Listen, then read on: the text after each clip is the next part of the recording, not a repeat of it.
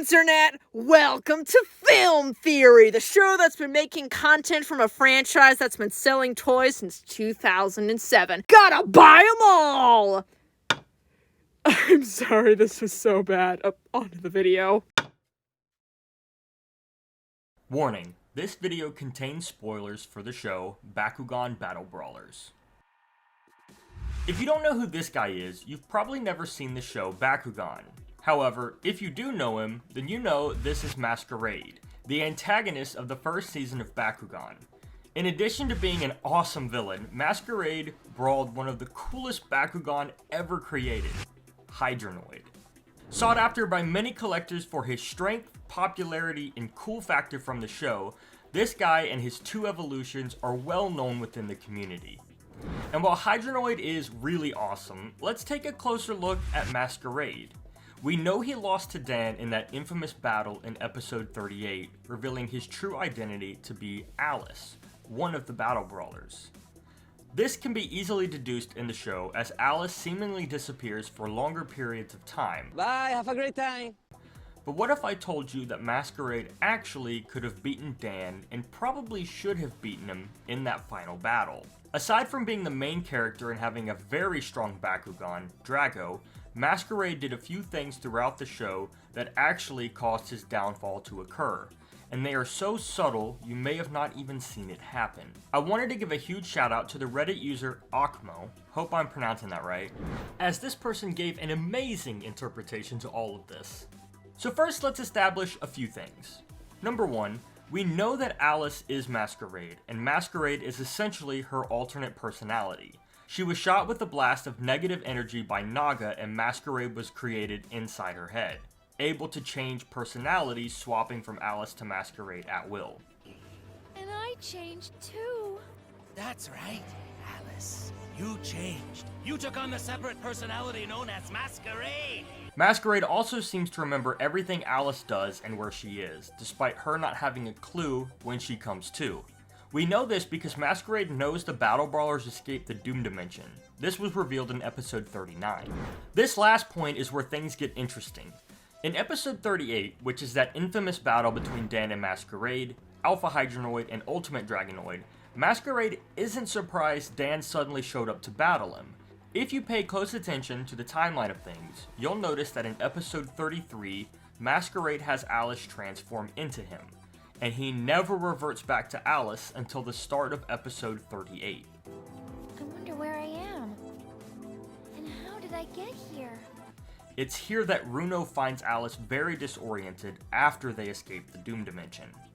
Remember, Alice knew they escaped the Doom Dimension, therefore Masquerade does as well. What does surprise Masquerade, however, is that Drago has evolved again, this time into Ultimate Dragonoid. It's a Pirate's Ultimate Dragonoid! So while Alice knew they escaped the Doom Dimension, meaning Masquerade also knew, neither of them knew about the Battle Brawlers' evolutions. With this knowledge, we now know Masquerade walked into a battle expecting to battle Delta Dragonoid, a much weaker Bakugan compared to his Alpha Hydronoid. Instead, he was taken aback to realize Drago evolved again. Now this is where Reddit user Akmo states that the rest of this is his personal opinion, but I agree with it so much I decided to make this video to share with the rest of you, cause it's super awesome. It's this initial mistake of assuming Drago had not evolved that ultimately led to Masquerade's downfall. For the majority of the show, Masquerade was always one step ahead thanks to the brawlers always sharing information with Alice. Masquerade knew all of the Battle Brawler's strategies and moves in addition to having the ability to teleport and his insanely strong Bakugan. When he sent the Brawlers to the Doom Dimension, he assumed they were done for, never to return. His final obstacle was of course Wyvern, whom he lost to in episode 34.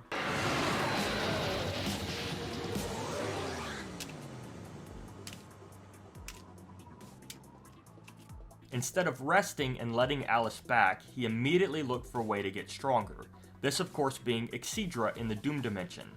Being power hungry for more strength cost him this crucial advantage of knowledge and intel Alice would have had if he'd waited to see if the Brawlers were somehow still alive. He could have remained inside Alice and made another plan of action. Additionally, he used Alice's body for a long period of time and tired Hydronoid out with his battle against Wyvern. He was exhausted, and Hydronoid was as well, and the shock from Drago's evolution didn't help this at all. Masquerade even snaps from the stress halfway through his battle with Dan, exploding with anger. I'm going to destroy you! Do you hear me, Dan? This outburst of anger is what allowed Dan and Drago to ultimately win the battle, as Masquerade was not mentally stable enough to focus on the battle. Can't believe I lost that battle. While what Masquerade did was completely logical, as he believed the brawlers were done for, it does raise a lot of what-ifs. If he would have decided to play it safe, he more than likely would have beaten Dan and Drago in that infamous battle of episode 38. One curious thing about all of this, however, is Hydronoid himself. Masquerade makes one final appearance to help Dan battle Druman and Centaurier before leaving Alice's body for good. During these final moments, he gives Alice Alpha Hydronoid. Do you think Hydronoid knew Alice was Masquerade the whole time? If so, did Alice keep Hydronoid with her at all times in her pocket or something? Or do you think Masquerade hid him somehow? In episode 40, we can see Alice visit Klaus, and she is extremely distraught over learning she is Masquerade. During the episode, Klaus battles her to prove she is her own brawler, giving her random Bakugan to use. While she most likely wouldn't have used Hydronoid in this instance, it is curious he's never mentioned. Then, in episode 43, after hearing that Dan needs help fighting Druman and Centaurier, the Masquerade mask appears in front of Alice. She then visits Klaus again, revealing Hydronoid in her hand, with yet again, no indication of how he got there. Lastly, in episode 48, where Alice battles Rabbitier, Hydronoid speaks as if he isn't quite used to her yet, reassuring her by saying he has her back. While they obviously do not know each other very well, it still could help show some insight as to whether Alice had Hydronoid on her person the entire season. And with that, I hope you all enjoyed this video. Don't forget to leave a like and subscribe for more awesome Bakugan content.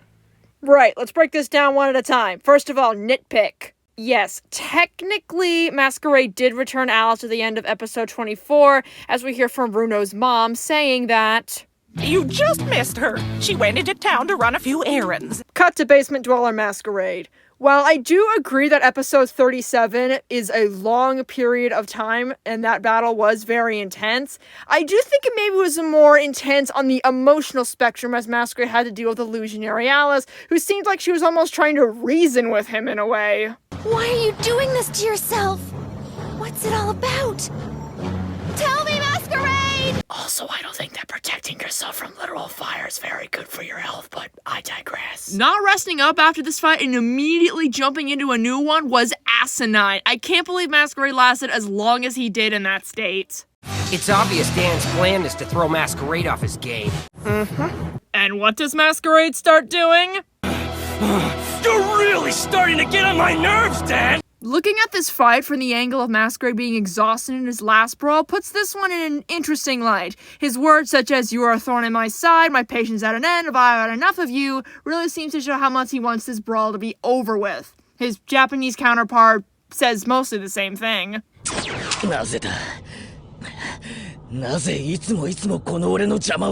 Also, this fight ends with them lying on the ground exhausted. If that's not enough evidence for you, I don't know what is.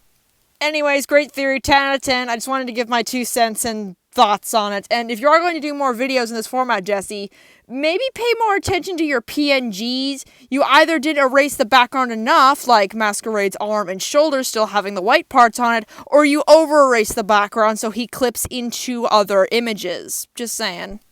Thank you all for watching or listening.